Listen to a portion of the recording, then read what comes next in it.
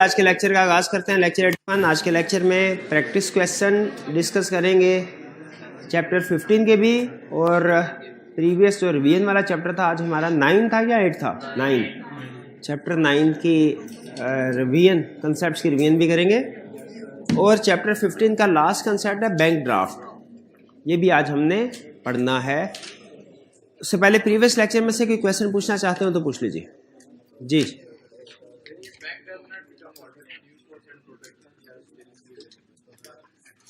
Bank does not become holder in due course and protection shall still be available अगर वो provisionally customer account के साथ। अगर bank बाज़-औक़ात ऐसा होता है कि बैंक कोई क्रॉस चेक जब वसूल करते हैं, आपको पता है नॉर्मल प्रैक्टिस क्या है, बैंकिंग प्रैक्टिस, कि जब अगर मैं कॉलेज के बैंक अकाउंट का चेक लेके अपने बैंक के पास जाऊंगा तो मेरे वाला बैंक फौरी तौर पे वो चेक वसूल करके मेरे अकाउंट में पैसे क्रेडिट नहीं करेगा, बल्कि क्या करेगा, पहले वो कॉलेज के बैंक से पैसे खुद वसूल करेगा, पैसे मिल गए तो फिर मेरे अकाउंट में क्रेडिट करेगा, उससे पहले नहीं करेगा, क्योंकि उसको डर है ना कि वो पहले पैसे क्रेडिट कर दे, मैं पैसे लेके निकल जाऊं और बाद में चेक डिसऑनर हो जाए। नॉर्मल प्रैक्टिस ये है। लेकिन कभी कभार ऐसे होता है कि बैंक को जब मैंने चेक दिया अपने वाले बैंक को, उसने कलेक्शन करने से पहले, कॉलेज के बैंक से कलेक्शन करने से पहले आर्जी तौर पे प्रोविजनल बेसिस के ऊपर मेरे अकाउंट में उस चेक की अमाउंट डाल दी कि भाई ये तो हमारा रेगुलर कस्टमर है, ये कहाँ भागेगा। अगर मेरे अकाउंट को प्रोविजनली क्रेडिट कर दिया तो अब उस चेक का असल मालिक कौन हुआ, क्या बैंक या मैं ही? इसका जवाब है मैं ही हुआ। बैंक असल मालिक नहीं हुआ, bank holder in due course नहीं बनता। बैंक अगर प्रोविजनल अमाउंट क्रेडिट कर भी दे, बैंक उस चेक का ट्रू ओनर नहीं बनेगा, उस चेक का ट्रू ओनर मैं ही रहूंगा। इसलिए कि अगर वो डिसऑनर हो गया तो बैंक वो पैसे मेरे अकाउंट से वापस रिवर्स कर लेगा। ठीक है, वो यही समझा रहा है कि बैंक अगर चेक क्रॉस चेक वसूल करे और क्लियरिंग में भेजने से पहले आर्जी तौर पे आपके अकाउंट में पैसे क्रेडिट कर दे तो स्टिल उस चेक की जिम्मेदारी आप ही पे आयद होती है। अगर वो चेक डिसऑनर हो गया तो नुकसान आप ही का है, बैंक का नहीं। बैंक सिंपल उस अमाउंट को रिवर्स कर लेगा। तो प्रोविजनल क्रेडिट करने से bank holder in due course नहीं बनता। इस मिसाल से क्या समझ आया?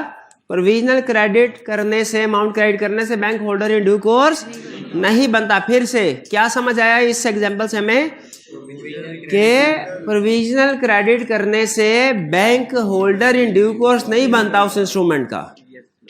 तो यानी इसका मतलब होल्डर इन ड्यू कोर्स नहीं बना तो चेक उसका नहीं है। तो क्या अगर ये चेक बाद में 2 नंबर साबित होता है तो बैंक को प्रोटेक्शन अवेलेबल होगी कि नहीं होगी? होगी, क्योंकि उसका चेक की नहीं है ये चीज। क्लियर? और कोई क्वेश्चन जी? Cheque was already cross before coming in his hand. एक भाई इनका मुंह बंद करे, एक भाई इसका बाजू इधर से पकड़, दूसरा उधर से पकड़ पकड़ पकड़ पकड़। कल आया था तुझे किसने कहा? किसने कहा था कि सर से ये पूछा? सही से बता, किसने कहा था? इसने कहा था? इसने कहा था? क्या करते हैं पांडे जी? मना किया, मना किया। शर्मा जी की बातों में आ गए। ऐसे नहीं करते भाई। रट्टे वाला पॉइंट है, रट्टा लगाना इसको भाई। कल बोला था ये हाल है आपका। जितना मर्जी क्लब के कंसेप्ट, जिसने नहीं समझना ना, नहीं समझना, कोई बात नहीं, कोई बात। भूल गए थे भाई, नहीं वरना सारा याद करते हैं। रिवीजन पूरी किया उन्होंने, सारे असाइनमेंट भी रोज करते हैं। हाँ जी शाह। और कोई क्वेश्चन? कोई क्वेश्चन नहीं? पक्का आखिरी फैसला? चले अब आते हैं फिर असाइनमेंट। हाँ, पहले ये कंसेप्ट निपटा लेते हैं। बैंक ड्राफ्ट क्या है?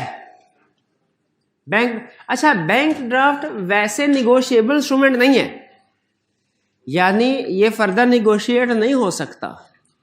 ठीक है, लेकिन चूंकि बैंकिंग सिस्टम में अब चेक से भी ज्यादा एक सिक्योर्ड मोड आ चुका है जिसे हम बैंक ड्राफ्ट कहते हैं, या बाज़ का डिमांड ड्राफ्ट भी कहते हैं।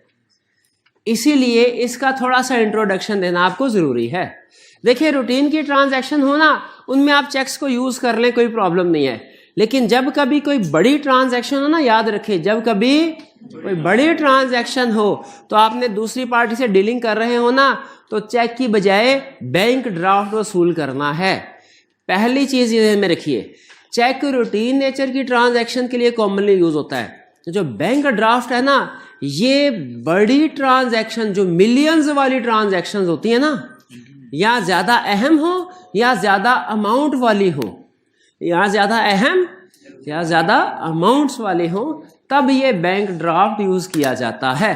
असल में चेक में एक प्रॉब्लम है जिसकी वजह से बैंक ड्राफ्ट की ज़रूरत पड़ी।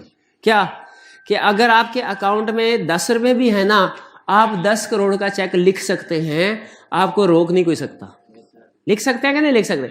हाँ, वो बैंक ऑनर नहीं करेगा, डिसऑनर हो जाएगा, लेकिन किसी पार्टी को आर्जी तौर पे धोखा देने के लिए तो चेक यूज हो सकता है ना। तो कुछ पार्टीज की ऐसी आदत, माल मंगवाया और उस बंदे को कह दिया हाँ भाई 10 लाख का सामान रख दिया जी, ये लो 10 लाख का चेक। वो चेक लेके जाता है तो डिसऑनर हो जाता है, फिर उसके बाद आगे वो मसले मसाइल, लेट, प्रॉब्लम हो जाती है। तो बाज़ औक़ात जब अमाउंट ज़्यादा हो ना और आपने कभी ट्रांजैक्शन करनी हो, तो याद रखिएगा प्रैक्टिकल लाइफ में चेक नहीं दूसरी पार्टी से लेना, उसे कहना है draft.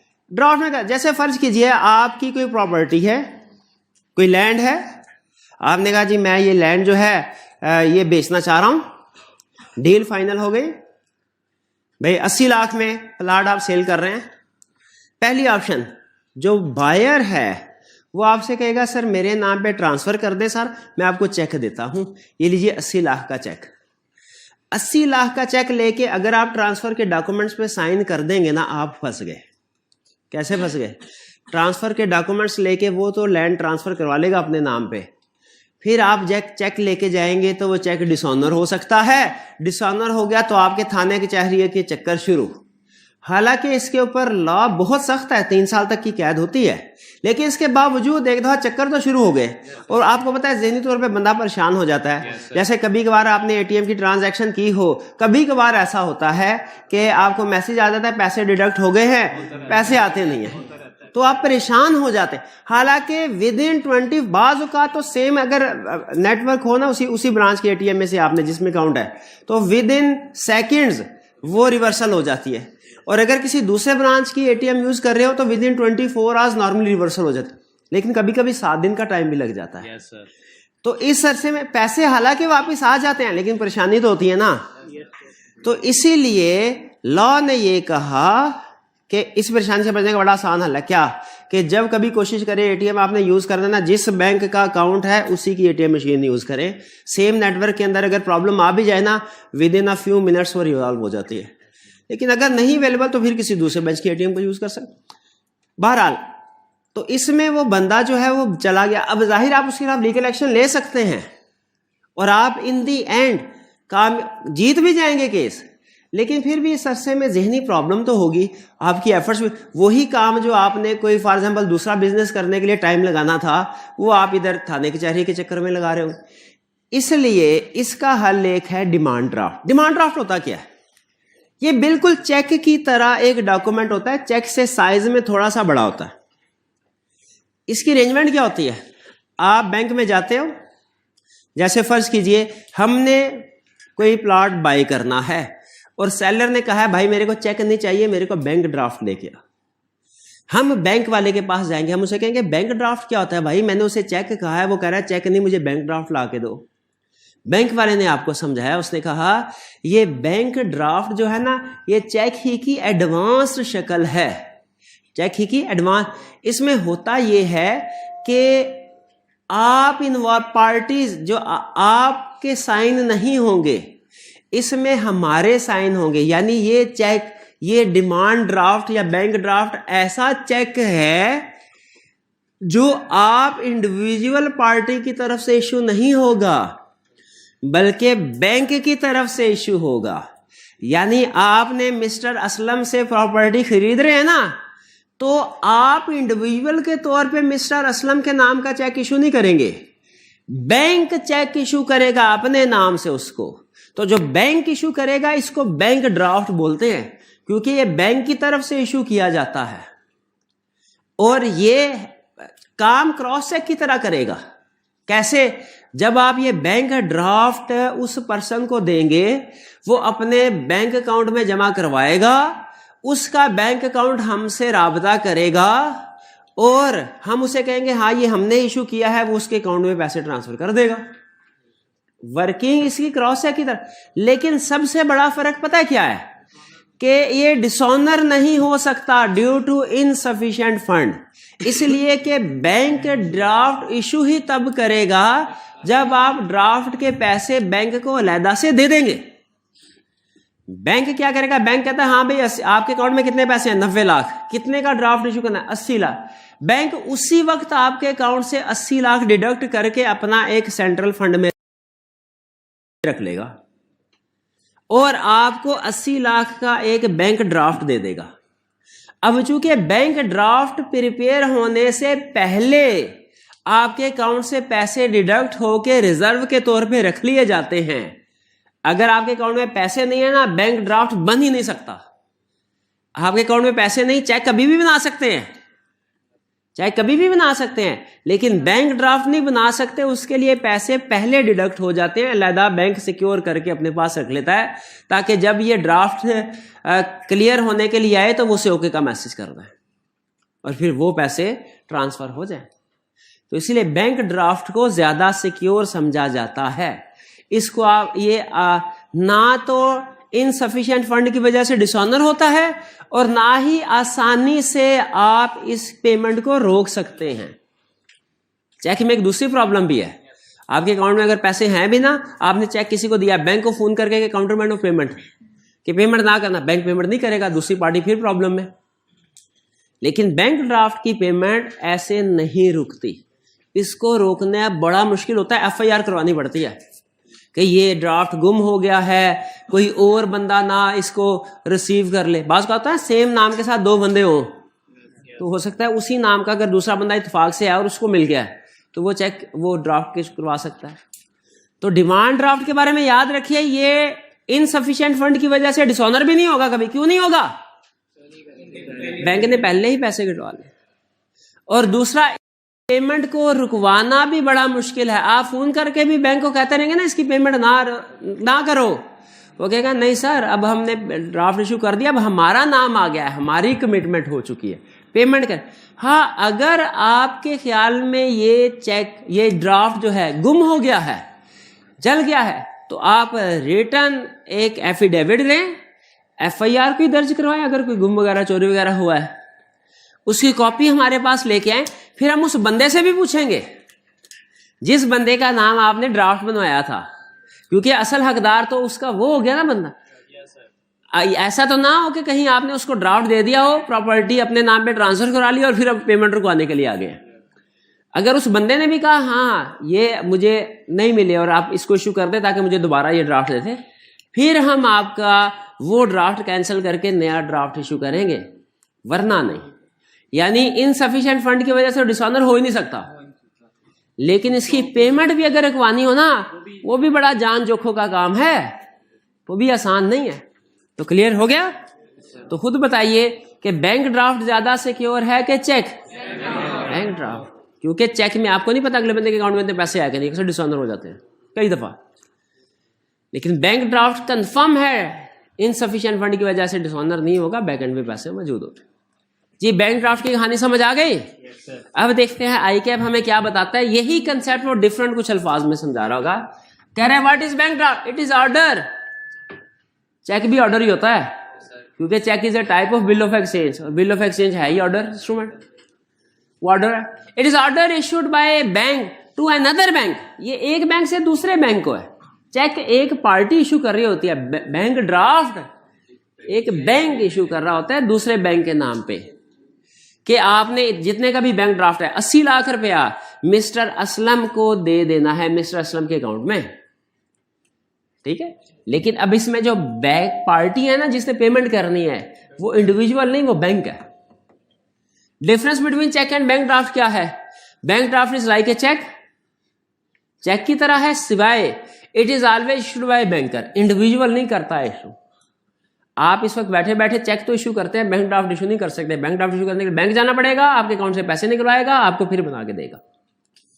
It can not be payable to bearer, ये पेएबल टू बेरर नहीं हो सकता, ये हमेशा स्पेसिफाइड पर्सन, यानी समझ लीजिए हमेशा अकाउंट पे ही होता है, ये हमेशा अकाउंट पे जिस पर्सन का नाम है उसी, और ये आगे इंडोर्स भी नहीं हो सकता। इंडोर्स एक्सेप्शन केस में याद कर, लेकिन नॉर्मली नहीं होता। और it can not be dishonour due to insufficient fund, क्यों? बैंक पहले ही पैसे डिडक्ट कर। Payment can not be stopped easily, payment can not be stopped, आसानी से पेमेंट, FIR वगैरह दर्ज करवानी पड़ती है, एफिडेविट देना पड़ता है। Payment can not be stopped easily. Clear? ये है जी बैंक ड्राफ्ट। कोई प्रॉब्लम? चलिए फिर क्वेश्चंस की तरफ चलें चैप्टर के। तैयार हैं? चलिए फिर तैयार हैं तो 2 मिनट पढ़ ले जी, पढ़े 2 मिनट पढ़ ले, पढ़ ले, शाबाश।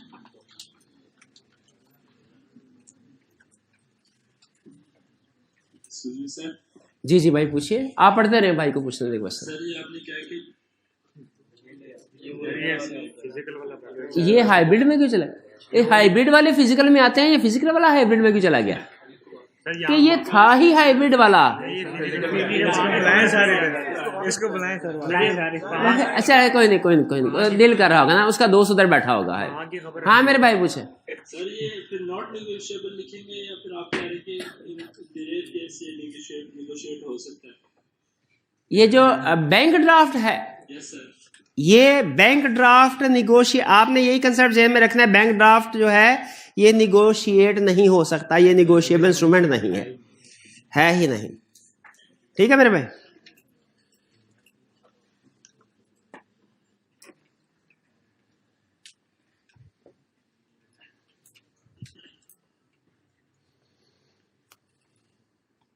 सर अगर बैंक में ट्रांसफर कर रहा है वो जिसको कर रहा है अकाउंट पे, और उस नाम के 2 बंदे हों उस बैंक में, तो वो कंफर्म करेगा किसको करना? 1 मिनट, ये भी सवाल पूछिएगा रीडिंग के बाद।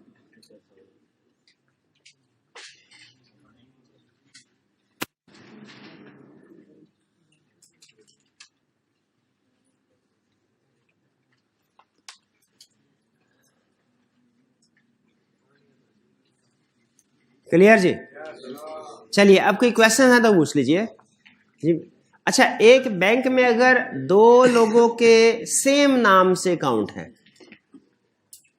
एक असलम भाई है और दूसरे भी असलम भाई हैं, ठीक है, 2 असलम भाई हैं। अब बैंक के पास जब असलम भाई के नाम का चेक जाएगा, क्या बैंक की मर्जी है जिस मर्जी असलम भाई के अकाउंट में क्रेडिट कर दे? इसका जवाब है नहीं। हाँ जी, जो चेक जमा करवाता है ना, वो चेक के साथ एक डिपॉजिट स्लिप भी जमा करवाता है। डिपॉजिट स्लिप में लिखा होता है कि किस अकाउंट में डिपॉजिट करवाने हैं, बैंक उसी अकाउंट में डिपॉजिट करवाएगा, उसको क्लियर करेगा। क्लियर जी? और कोई क्वेश्चन? चलिए अब चलते हैं, आइए अलर्ट हो जाइए। Question 9।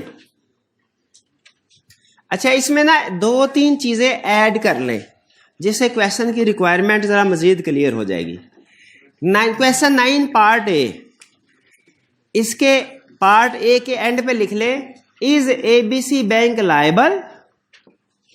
Is ABC bank liable? बस इतना लिखना। पार्ट ए के एंड पे 9 part A and, is ABC bank liable? क्योंकि उसमें 2 जगह पे सेम सिचुएशन है, लेकिन एक जगह पे वो कलेक्टिंग बैंक के पॉइंट ऑफ व्यू से पूछ रहा है, एक जगह पे पेइंग बैंक। पार्ट ए में लिख दिया आपने, पार्ट डी में लिखे, पार्ट डी के एंड पे, is XYZ bank liable? Is XYZ bank liable? D के एंड पे लिखना। और पार्ट ई के एंड पे भी यही, इज XYZ लायबल? पार्ट ई के एंड पे भी यही, इज XYZ बैंक लायबल। बस चलिए अब करते हैं हम स्टार्ट। अभी आप मुझे बता दीजिएगा एंड पे रिक्वायरमेंट है। पार्ट ए कह रहा है Kashif gave a cheque drawn on ABC bank of ₹10,000 to Munawar with account pay crossing. Kashif ने चेक दिया मुनव्वर को। काशिफ का अकाउंट किस बैंक में है? एबीसी बैंक में। और उसने चेक के ऊपर लिख दिया अकाउंट पे। इसका मतलब कौन सी टाइप ऑफ क्रॉसिंग है? रिस्ट्रिक्टिव क्रॉसिंग है। फिर क्या हुआ? Another person named Munawar having account in XYZ bank stole the cheque and presented for credit to his account. एक चोर ने जो उसी नाम का था उस चेक को चोरी किया और अपने बैंक को प्रेजेंट कर दिया XYZ को। XYZ ने चेक भेजा एबीसी बैंक के पास। एबीसी बैंक ने क्या देखा? साइन ठीक है अकाउंट होल्डर के, पैसे मौजूद हैं, अकाउंट पे ही है, तो क्या जिसका नाम लिखा है उसी के अकाउंट में जा रहे हैं? ये सारी चीजें चेक करने के बाद उसने पेमेंट को रिलीज कर दिया। ABC bank paid the payment in due course to XYZ bank. आपस में इनकी क्लियरिंग हो रही है। क्या एबीसी बैंक ने ठीक किया? बिल्कुल ठीक किया। उसकी तरफ से पेमेंट इन ड्यू कोर्स है। पेमेंट इन ड्यू कोर्स की कंडीशंस याद हैं? हो ही नहीं सकता आपको। और payment in due course condition ये भाईजान अगर सुना दे पेमेंट इन ड्यू, भाईजान इधर देख के ये देख क्या कर कॉन्फिडेंस है। क्या है कंडीशन? पैसों के बगैर, इनाम के बगैर। प्री में सुना Payment is in due course when it is made to the person who is in possession of the instrument or possession of the instrument without negligence in good faith without negligence or within the time after or on the time mentioned on the check. on or after the maturity date in terms of money only। बिल्कुल ठीक है। चलिए ठीक है। बहरहाल payment in due course होने से liability खत्म हो गई ना। अब आगे कहानी क्या चल? एबीसी ने XYZ को पेमेंट दी। XYZ ने 2 नंबर मुनव्वर के अकाउंट में क्रेडिट कर दी to the credit of fake Munawwar who then withdraw the amount from his account. उसने अपने अकाउंट से पैसे निकाले और चला गया। अच्छा, रिक्वायरमेंट क्या है? Is ABC bank liable. क्या एबीसी बैंक लायबल है? क्यों लायबल नहीं है?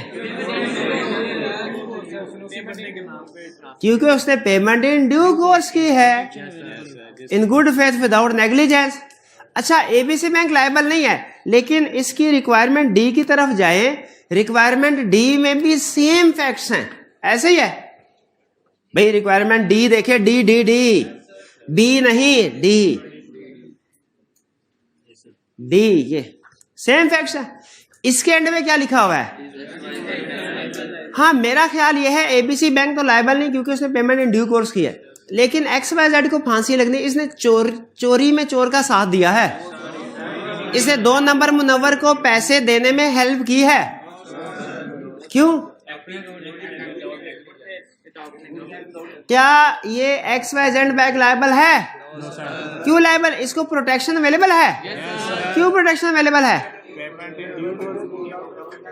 पेमेंट इन ड्यू, ये पेइंग बैंक नहीं, ये पेइंग बैंक है ही नहीं, ये कलेक्टिंग बैंक है। ये कौन है? Collecting bank they payment in due course का रूल लगेगा। ये चीज वो तो पेइंग पे, तो इस पे कौन सा लगेगा? इसको प्रोटेक्शन हासिल है। ये कलेक्टिंग बैंक है, ज़हन में रखें। पेइंग बैंक कल इसीलिए बार बार जोर दिया था। ये कौन है जिसने 2 नंबर मुनव्वर को पैसे दिए? ये कौन है? कलेक्ट। क्या ये लायबल है? क्यों लायबल नहीं है? अगर ये कंडीशन पूरी कर दे, 3 कंडीशन पूरी कर दे, तीनों कंडीशन बताएं, 100 रुपए का इनाम पाए। लास्ट वन स्टूडेंट, तीनों कंडीशन बुक की तरफ नहीं देख। अब तो पता भी नहीं चलेगा किधर लिखा हो। तीनों कंडीशंस क्या हैं? वैलिड कंसीडरेशन की। ये जो प्रोटेक्शन अवेलेबल होगी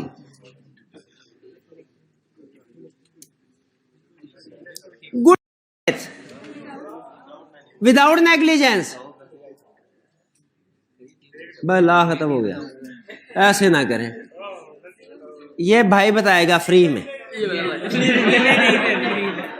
Payment in due course without negligence. Payment in due course without negligence, Acting as an agent. Acting as agent, Check is crossed before coming into the hand. Cheque was already cross before coming into his hand. अगर ये तीनों condition पूरी हो रही हो तो फिर इसको प्रोटेक्शन हासिल है। ये कलेक्टिंग बैंक और पेइंग बैंक में फर्क रखें भाई। ये जो 3 कंडीशन थी ये कलेक्टिंग बैंक के लिए थी, और पेमेंट इन ड्यू कोर्स वाली बात इनको पता नहीं चलता केस स्टडी में कौन सा बैंक कलेक्टिंग है कौन सा पेइंग है। कलेक्टिंग के ऊपर पेइंग की प्रोविजन लगा रहे हैं, पेइंग है ना, ऐसे कर रहा है ना ये। चलिए ये 2 हो गए। अब ध्यान रखना है आपने, अब पार्ट बी की तरफ। ये चूंकि एक जैसे थे इसलिए मैंने साथ ही इकट्ठे कर। Part B, Adil gave a check drawn on KLM Bank of rupees 10,000 to Kumail with general crossing. Check was stolen by Kamil and he presented the check on counter of KLM Bank. अब ये KLM bank कौन सा, collecting bank है कि paying bank है? शुक्र है paying bank है। KML bank paid the amount over the counter. Counter में पेमेंट लायबल है। अच्छा, इस वजह से लायबल है कि कुमैल की बजाय कामिल को पेमेंट दे दी, कि इस वजह से कि क्रॉस चेक की पेमेंट काउंटर पे की, काउंटर पे दे दी इस वजह से। अगर नाम लिखा होता ना चेक के ऊपर कुमैल का, अकाउंट पे ही ओनली लिखा होता कुमैल, फिर हम कहते हैं कि कुमैल की बजाय कामिल को पेमेंट की तो गलत किया, क्योंकि जो अकाउंट पे ही है उसी को पेमेंट देना चाहिए। लेकिन वो उसने सिंपल जनरल क्रॉसिंग का है, स्पेसिफाई नहीं किया हुआ ना, तो इसीलिए अब जो बैंक को पेनल्टी पड़ेगी, बैंक लायबल होगा किस चीज के लिए? क्रॉस चेक की पेमेंट कैश काउंटर पे करती, इस वजह से। ठीक है। सी, भाई बी में कोई problem? C, Adil gave a check drawn on KLM Bank of rupees 10,000 to Kumail with account pay crossing. अब देखिए ऊपर जनरल क्रॉसिंग था, अब अकाउंट पे क्रॉसिंग आ गया। The check was stolen by Kamil who concealed the crossing in such a way that check appeared to have never been crossed. 2 नंबरी, इस तरीके से कि लग रहा था चेक कभी क्रॉस हुआ ही नहीं। Kamil presented the cheque on counter of KLM bank for payment. Kamil ने क्या, KML bank paid the amount over the counter, तो इसमें भी लायबल होगा, बैंक लायबल होगा ना, इसमें बैंक लायबल होगा। क्यों नहीं होगा? क्योंकि उसने सही काम, अब की बार कैसे सही काम किया? क्योंकि ऐसे ऑल्ट्रेशन हुई है पता ही नहीं चल रहा है, catch me if you can है, तो पता ही नहीं चल रहा। अब ये पेमेंट, अब बैंक इसके लिए लायबल नहीं है, उसने गुड फेथ किया। सी क्लियर हो गया जी? सी, आगे चलते हैं। डी भी हो गया। E, Kashif gave a check drawn on ABC Bank of rupees 10,000 to Munawwar with account pay crossing. Another person named Munawwar having account in XYZ Bank stole the check and presenting for credit to his account. अच्छा, ये 1 number Munawwar है, ये 2 number. 2 number Munawwar ने check चोरी कर लिया। अच्छा, इसका बैंक कौन था? XYZ bank credit the amount to the credit of fake Munawar in good faith and without negligence, who then withdraw the amount from his account. Then XYZ sent the cheque for collection to ABC bank. ABC bank paid the amount in due course to XYZ। इस सूरत में तो bank को protection हासिल नहीं है, क्योंकि bank ने clearing पे चेक भेजने से पहले ही मुनव्वर के अकाउंट में पैसे डाल दिए, और तो अब ये चेक का असल मालिक तो बैंक बन गया ना। बैंक प्रोविजनल क्रेडिट कर रही है, शुरू में ही पूछा, प्रोविजनल क्रेडिट करने से बैंक ट्रू ओनर बना कि नहीं? नहीं बना। प्रोटेक्शन अभी भी अवेलेबल है कि नहीं? अभी भी प्रोटेक्शन अवेलेबल है। Protection is still available even if amount was provisionally credited into customers account. अच्छा ये बताइए, XYZ पेइंग बैंक है कि कलेक्टिंग बैंक है? कौन सा बैंक है? कलेक्टिंग बैंक है, क्योंकि ये अपने कस्टमर के बिहाफ पे कलेक्ट कर रहा है।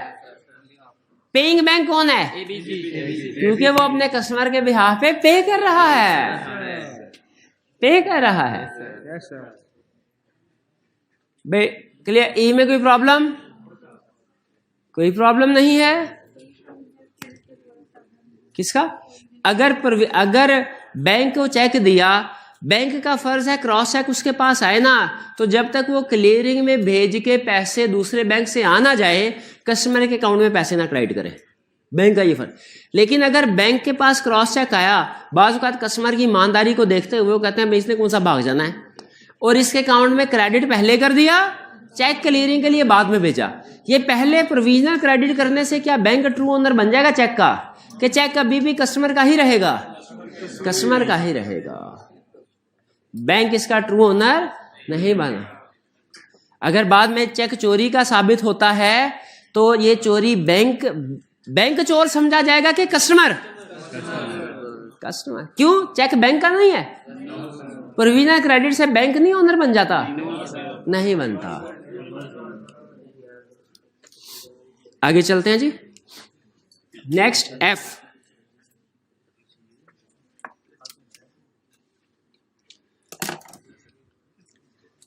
कह रहा Adeel gave a cheque drawn on KLM bank.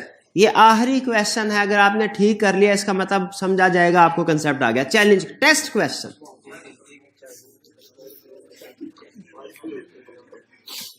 Adeel gave a cheque drawn on KLM bank of ₹10,000 to Kumail with account payee crossing, restrictive crossing है जी।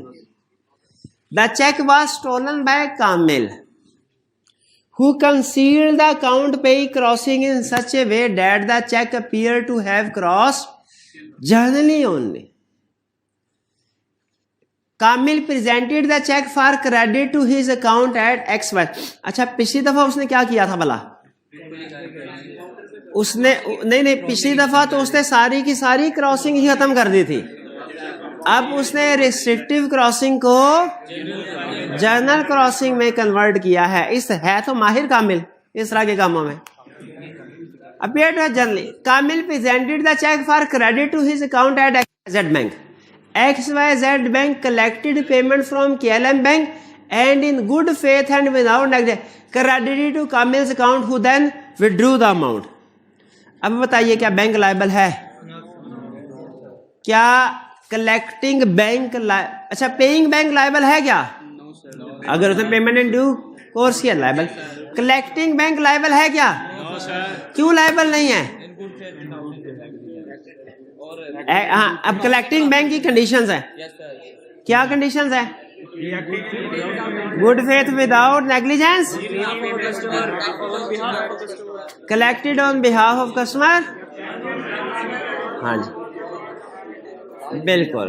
और खास तौर पे इसमें अल्ट्रेशन का भी जिक्र कर दें कि अल्ट्रेशन चूंकि इन सच वे की गई है कि वो ऐसा लग रहा है जैसे जनरल क्रॉसिंग ही थी, तो बैंक इसके लिए भी लायबल। क्लियर? कोई प्रॉब्लम? चलिए जी, अब आगे हमारे MCQs।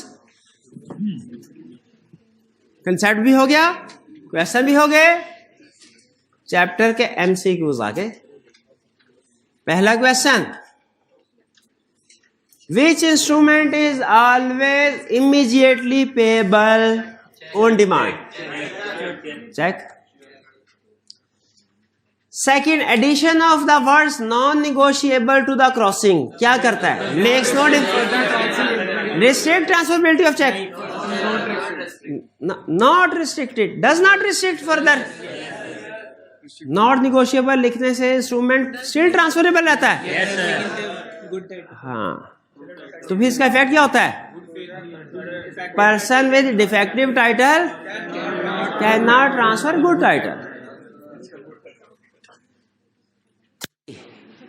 Where a check bears across the face the name of the banker, the crossing is special crossing. अच्छा, बैंक के साथ लाइंस ड्रॉ करना जरूरी है कि नहीं?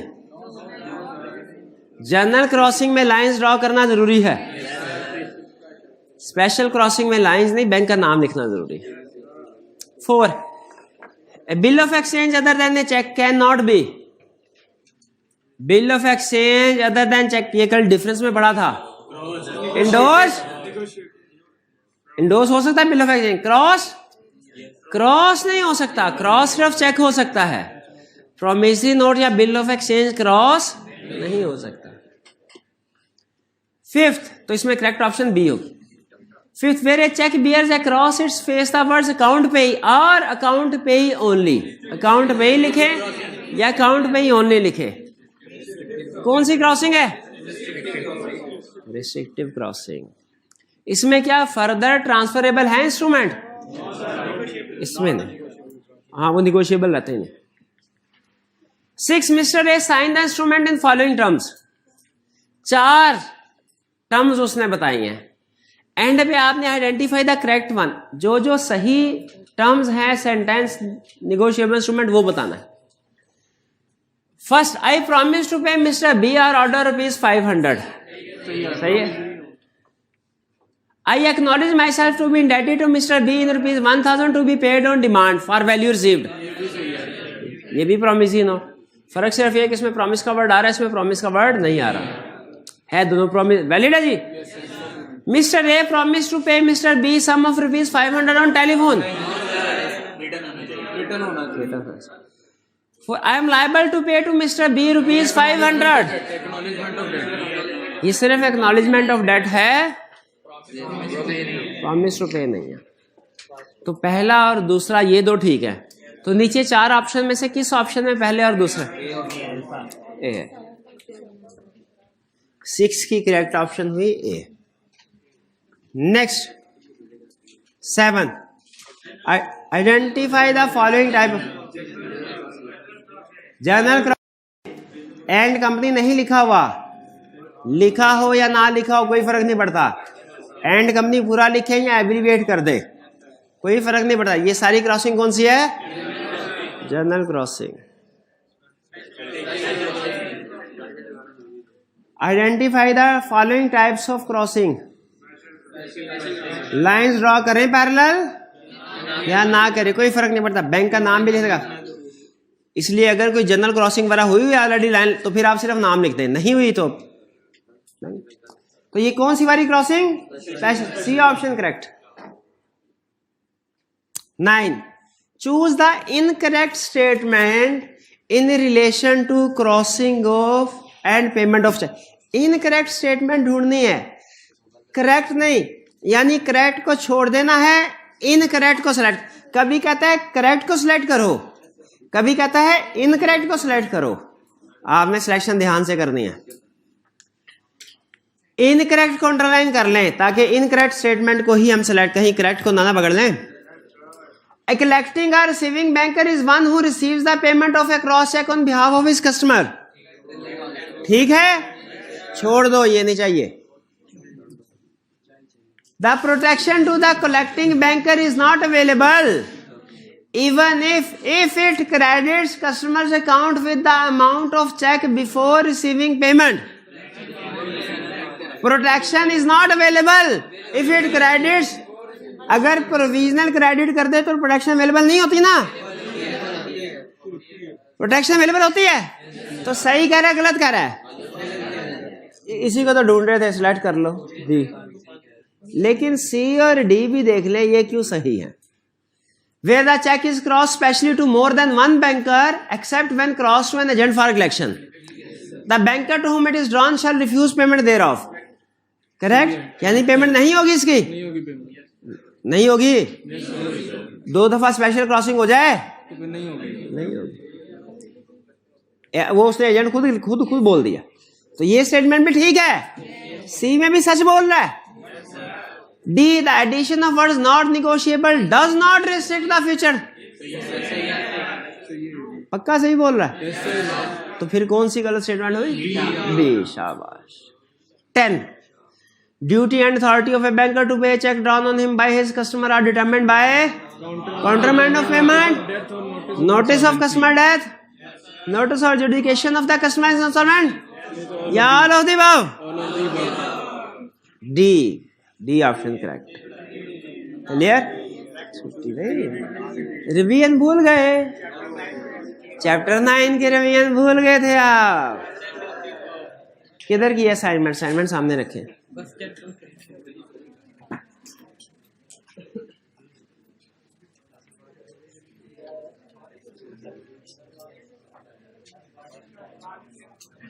बारिश का इम्कान है, इधर थोड़ी बारिश कोई सी टपक रही है, यहाँ कौन सा पानी आ रहा है? बाहर बारिश हो रही है, बल्कि अच्छा है क्लास में है तो महफूज है, बाहर जाएंगे तो फिसलने और गिरने का खतरा है। हाँ जी, भीग जाएंगे। अब ये कोई पापा को ना बुला ले कोई हैं? अभी थोड़ी देर बाद आगे सर रिक्शे वाला बाहर खड़ा है, पापा इंतजार कर रहे हैं बाहर हैं।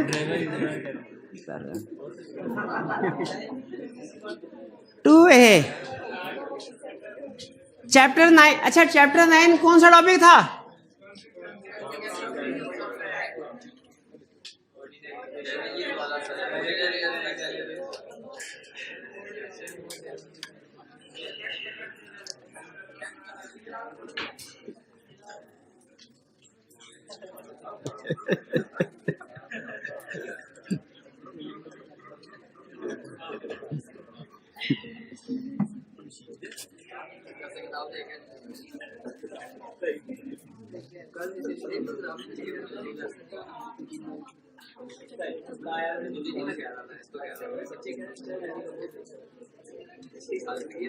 चलिए जी, ये सुन ले कहानी काजिम और जैनब की। हुआ क्या इसमें? काजी नहीं, काजी का नहीं, Kazim Kazim Kazim agree to supply 500,000 cotton fabric rolls of a specific design to Zainab's workshop on 4 September 2022 between सुबह 10 से लेके रात 9 बजे तक। अब देखें, ये delivery of good and service का केस है। क्वेश्चन में उसने कहीं नहीं बताया टाइम एसेंस है कि नहीं, तो है कैसे पता चला है? गुड्स की डिलीवरी का केस है, अज्यूम किया जाता है कमर्शियल कॉन्ट्रैक्ट में टाइम एसेंस है। ज़ैनब इन्फॉर्म्ड, अच्छा आगे इंडिकेशन भी दे रहा है, Zainab informed Kazim that she requires the rolls urgently as she has to cater her orders. Zainab ने बता भी दिया, भाई मेरे को ये अर्जेंटली चाहिए क्योंकि ऑर्डर पेंडिंग में है। टाइम एसेंस, इससे भी इंडिकेशन मिल गई। चलिए स्टोरी को आगे लेके चलते हैं। आखिर वो दिन आ ही गया जिसका इंतजार था। 4 सितंबर रात 8:30 बजे का टाइम था। Kazim brought the rolls to Zainab's workshop at 8:30 बजे and asked her to take delivery quickly as he was in rush to make another delivery before 9 PM in near by locality. Kazim ने कहा, बहन जल्दी जल्दी सामान अपना अनलोड करवाओ साइड पर, मेरे को साथ ही करीब ही एक और जगह भी ऑर्डर देने जाना है। आगे ज़ैनब ने क्या कहा? ज़ैनब ने कहा, Zainab wanted to check 1 roll from each of the 1000 boxes to ensure that they are of the same design which she had ordered। उसने कहा मैं अपनी तसल्ली तो कर लूं कि क्या क्वांटिटी और क्वालिटी सेम है जो ऑर्डर की थी। क्या अब ज़ैनब टाइम ज़ाया कर रही है ना, जानबूझ के उसको टाइम नहीं ज़ाया कर रही। क्यों? उसका राइट, ये कहाँ लिखा है राइट है उसका? हाँ जी, एसेंशियल्स ऑफ वैलिड टेंडर में लिखा था कि राइट टू क्या था, right to reasonable opportunity of inspection है, तो इसका राइट है। बिल्कुल ज़ैनब ने सही किया, सही कहा ना। अच्छा, Kazim threatened Zainab that if she does not sign the goods receiving note within next 10 minutes, he will not deliver the rolls to her and will take the delivery truck away to unload next order. तो देखा 10 minute के अंदर sign ना किया तो फिर कुछ भी नहीं मिलेगा, फिर मैं आगे चला जाऊंगा, आपके ऑर्डर इधर के इधर धरे के धरे रह जाएंगे। कहानी में ट्विस्ट आ गया। अब अगर आप ज़ैनब की जगह होते तो क्या करते, क्या करते? रिसेंट कर देते कॉन्ट्रैक्ट रिसेंट, तो ऑर्डर उधर ही पड़े रह जाते। चलिए देखते हैं ज़ैनब ने क्या किया। Under the provisions of contract act 1872 discuss whether Kazim is justified in his contention. Kazim justified नहीं है, क्यों नहीं है? उसे रीजनेबल अपॉर्चुनिटी इंस्पेक्शन की देनी चाहिए, ठीक है। Also discuss Zainab's position if Kazim does not deliver the rose to her. अगर डिलीवर नहीं करता, ट्रक लेके निकल जाता है, फिर तो ज़ैनब ऑर्डिनरी डैमेजेस के लिए पहली चीज contract becomes avoidable at the option of Zainab. दूसरी, ज़ैनब कैन क्लेम डैमेजेस, ठीक है जी।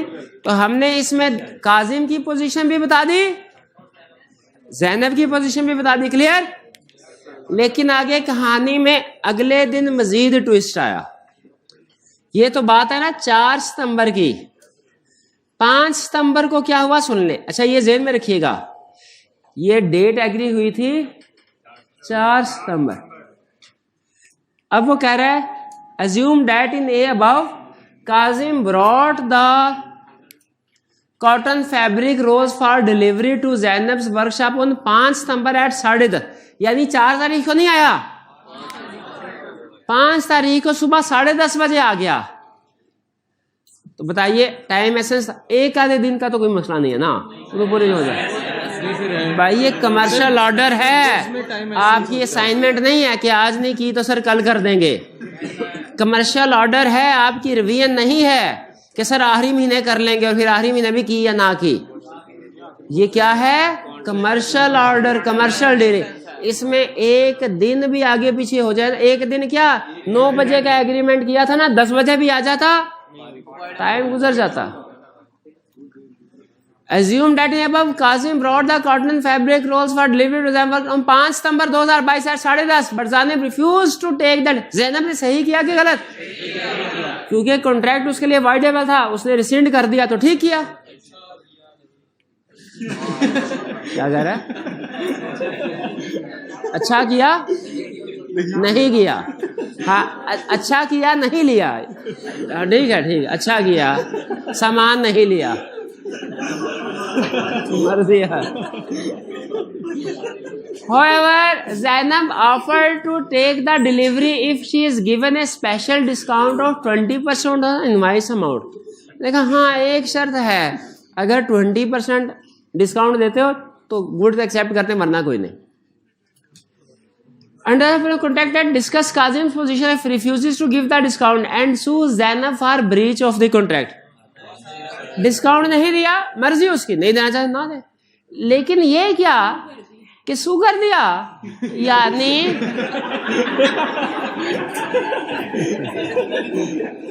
सिंगल एक ही दफा सू किया उसने, एक ही केस सू कर दिया उसने। अच्छा, इसने सुना था attack is the best defence है। इसने कहा इससे पहले कि ज़ैनब मेरे पे केस फाइल करे, मैं इस पे केस फाइल कर देता हूँ। हालांकि असूली तौर पे केस किसका करना बनता था? ज़ैनब का, ज़ैनब का, शाबा। तो लेकिन उसने क्या किया? उसने खुद क्या सही किया? हम कहेंगे भाई तूने केस करना नहीं, तेरे ऊपर केस होना है। क्यों होना है केस?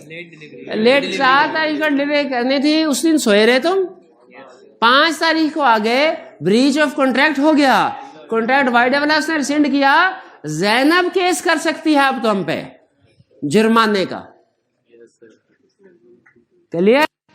अच्छा, पार्ट 2, अगर क्या हुआ, if Kasim agrees to give the discount and makes the delivery but later sues Zainab to pay the, Kasim ने उसको कहा अच्छा बहन तुझे डिस्काउंट दे दें, 20% डिस्काउंट है, मेरी गलती, कल मैंने आना था, आज सुबह 5 बजे आ रहा हूँ, कॉन्ट्रैक्ट में मेरी वजह से प्रॉब्लम हुआ, आप ऐसा कीजिए डिलीवरी को एक्सेप्ट 20% डिस्काउंट दे देता हूँ।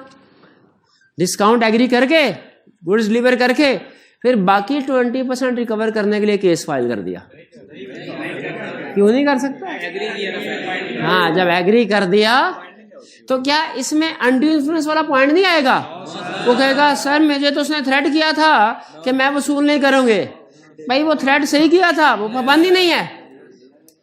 अनड्यू इन्फ्लुएंस तो किसी गलत काम करके हो सकता है ना, जो लीगली ना बाइंडिंग हो, ये तो बाइंडिंग है, लीगल है। शाबाश। तो इसमें क्या डिस्काउंट की अमाउंट वापस ले सकता है? नहीं, क्योंकि उसने खुद एग्री किया है। क्लियर? ये रिमिशन नहीं, ये अल्टरेशन इन कॉन्ट्रैक्ट बनेगा, एक तरह से अल्टरेशन बनेगा ना। नोवेशन का, चले नोवेशन कह ले, नोवेशन भी हो सकता है क्योंकि ऊपर वो कह रहा है कि जैनब ने कॉन्ट्रैक्ट को रिसेंड कर दिया जी। चले नोवेशन को गोली मारे, अल्टरेशन ठीक है, अल्टरेशन ठीक है ना कॉन्ट्रैक्ट में। इन शॉर्ट कंक्लूजन क्या है हमारा? काजिम पैसे वापस नहीं ले सकता जो 20% डिस्काउंट के थे, 80% ले ले। क्वेश्चन 3, ये क्वेश्चन हो गया हुआ टेस्ट में करवाया था, तो टेस्ट डिस्कस नहीं हुआ था सर, हो गया था टेस्ट डिस्कशन, टेस्ट में भी डिस्कशन हो गई थी। अच्छा चलें, तो फिर तो आपको पता होगा। Burmaian traders BT is engaged in the business of import, purchase and supply of electronic item. During the year BT entered into following contract for supply of products. Contract देखिए क्या है। BT agreed to supply 500 electric ovens to Indium Limited IL. The ovens were to be manufactured by Argon Brothers. AB failed to supply the ovens to BT on time, due to which BT was unable to deliver the ovens to IL. Evaluate BT's position in the given सुपरविनिंग की possibility होगी ना, जिसके साथ भाई ए ने B के साथ है, बी ने ए को गुड सप्लाई करनी थी, लेकिन बी ने सी से ला के गुड सप्लाई करनी थी ना। अब सी ने ही गुड सप्लाई नहीं की बी को, तो बी कहां से ए को सप्लाई करे? थर्ड पार्टी का फॉल्ट सुपरविनिंग की पॉसिबिलिटी नहीं है। कहां लिखा है ये भाईजान? 5 एग्जाम्पल लिखी है तकरीबन, 4 एग्जाम्पल सुपरविनिंग की पॉसिबिलिटी की बता दे और 4 एग्जाम्पल वो जिनमें सुपरविनिंग की पॉसिबिलिटी नहीं है। 100 भी साथ वाला जी नहीं बता, क्यों नहीं बताना? PRC का है नहीं, अब मिलेगा भी नहीं, अब मिलेगा भी नहीं। ये भाई को ये ले, इसमें रिस्क है, हालांकि हो सकता है सुनाब भी दे, फिर भी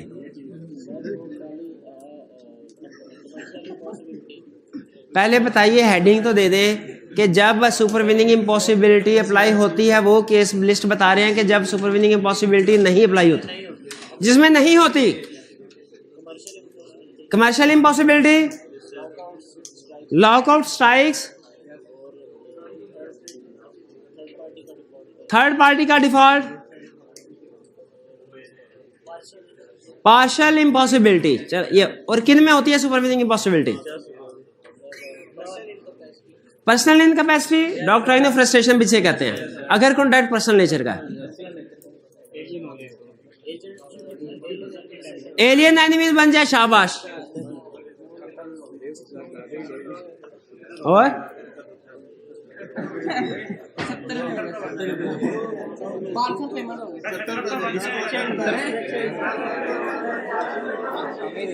इस केस में थर्ड पार्टी का डिफॉल्ट है। क्या आपको बताया था ना, ये लिस्ट याद कर लें, केस स्टडी में टेस्ट करेगा, कर रहा है वो। सुपरविनिंग इम्पॉसिबिलिटी है कि नहीं है? नहीं है, क्योंकि थर्ड पार्टी का डिफॉल्ट। चलिए नेक्स्ट, पापा आ गए हैं जी मेरे भाई।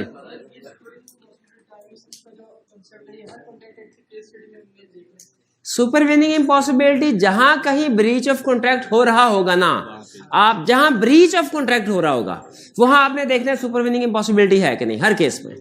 अगर सुपरवीनिंग इम्पॉसिबिलिटी हुई तो हम कहेंगे ये डैमेजेस अदा नहीं करने, क्योंकि इसमें पार्टी का कसूर, प्रोमिसर का कसूर नहीं है। लेकिन अगर सुपरवीनिंग की पॉसिबिलिटी नहीं है फिर हम कहेंगे डैमेजेस है। तो हर ब्रीच ऑफ कॉन्ट्रैक्ट के केस में आपने देखना है कहीं सुपरवीनिंग की पॉसिबिलिटी तो नहीं है। चलिए आप ये फिर नेक्स्ट लेक्चर के लिए रख लेते हैं। आज का लेक्चर यहाँ खत्म करते हैं। अल्लाह हाफिज।